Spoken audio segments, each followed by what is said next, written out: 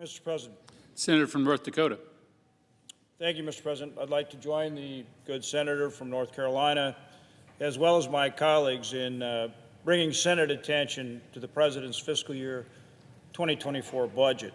At the outset, I want to say I support a balanced budget amendment and have done so since I first came to the Senate, and think that's something that we need to pass.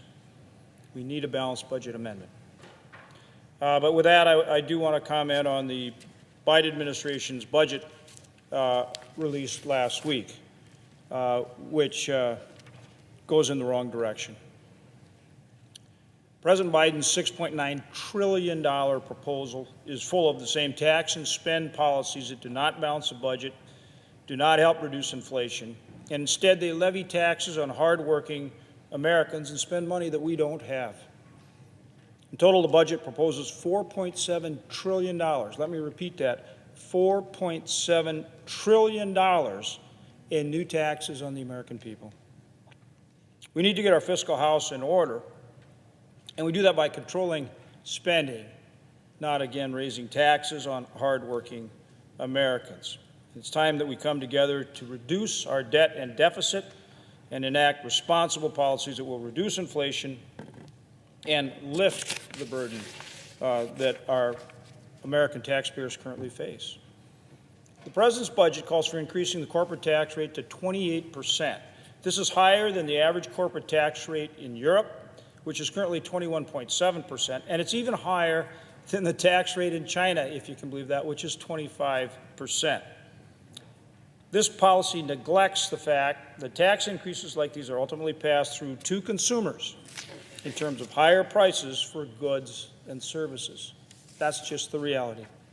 We know this because in 2021, the nonpartisan Joint Committee on Taxation scored a similar corporate tax increase proposal and very clearly came back and demonstrated that that tax increase would be borne by hardworking taxpayers, and certainly taxpayers making less than the $400,000 per year that President Biden has talked about. Because of this administration's past tax and spend policies, just yesterday the updated CPI, Consumer Price Index, indicated that prices for goods and services in this country continues to rise. We've seen historic levels of inflation. And a big part of controlling and reducing that inflation is controlling and reducing overall spending. With the latest numbers, unless you've gotten at least a 15% raise since the Biden administration took office, you've effectively suffered a pay cut because the rate of inflation has gone up faster than your rate of pay. During the previous administration, we took a different approach, cutting the top corporate tax rate from 35% to 21%. This approach led to economic growth and businesses coming back to America. And it also led to higher wages for American workers. Of particular concern in my state of North Dakota are the proposed tax increases on energy production, including oil, gas, and coal. In fact, the Biden budget proposes to increase taxes by $31 billion on fossil fuel companies. But the budget fails to recognize that these taxes are borne by consumers and higher prices at the pump. When they pull up to the gas station, higher prices at the pump, higher electric bills, and higher costs when they go to the grocery stores. That's where they're ultimately paid. We need to produce more energy. We need to create incentives to produce more energy in this country to bring down the cost of energy. There's an energy component in almost every product that you can think of.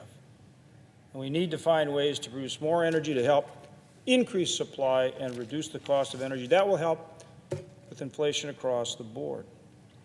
Furthermore, taxes like these only help oil-producing countries like Russia, Iran, and Venezuela, countries that have far inferior environmental standards to those here in the United States. That makes no sense. No sense at all. My colleagues and I have worked with the last administration to put in place policies that made our country not only energy independent, but energy dominant. Energy dominant. more energy, more supply helped reduce the cost of energy.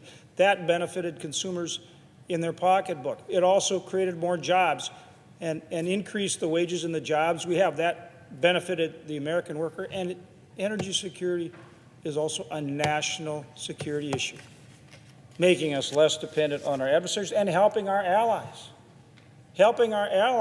so that they don't have to depend on energy from our adversaries. Look at what's going on in Europe right now with our support and Western Europe's support for Ukraine at the same time that Europe is looking to get energy from Russia, a country which has invaded Ukraine.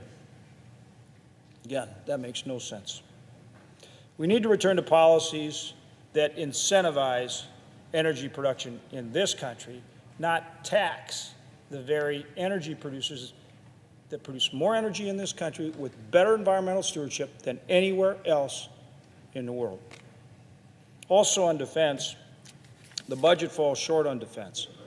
Well, on paper, the budget proposes to increase defense spending in 2024. It fails to take into account the incredible inflation cost which has been generated by this administration's tax and spend policies.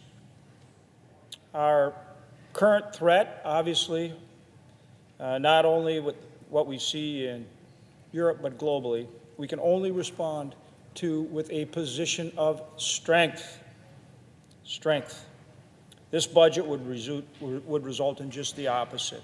Smaller Army, fewer Navy ships, fewer Air Force aircraft. We need to support our men and women in uniform by providing them with the resources they need to address the global threats posed by our adversaries.